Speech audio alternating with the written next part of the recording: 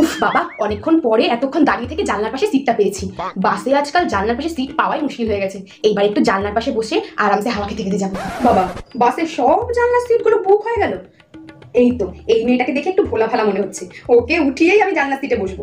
আমি এতদিন ধরে বাস চলাচল করছি, কোনোদিনও জানলার সিট ছাড়া বসি না। আজকেও আমি জানলার সিটেই বসবো, দরকার হলে ওকে তুলে দিয়ে বসবো। বলছি না, তুমি কোথায় নামবে গো? আমি এই নিউ মার্কেটে যাবো। এটা এখন অনেকটাই দূর। বলছি তুমি কি জানলার সিটেই বসবে?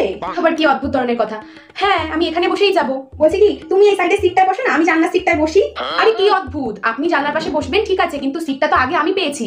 আমি এখানে বসেছি, আমি কেন উঠে গিয়ে আপনাকে জানলার পাশে বসতে দেবো? আপনি আমার পাশে বসুন। মানবি না না? আমিও ছাড়নে বাড়ি নেবি। আমি উঠে যাচ্ছি। কি বাবা, না না, এক্ষুনি আমার জামাটা নোংরা করে দিচ্ছিল। কি আপনার মেয়ে মাত্র বমি পাচ্ছিল? হ্যাঁ, গা গুলাচ্ছিল তো। এখন এই যে জানলার সিটে বসলাম, এখন গা গুলানো ঠিক হয়ে গেছে।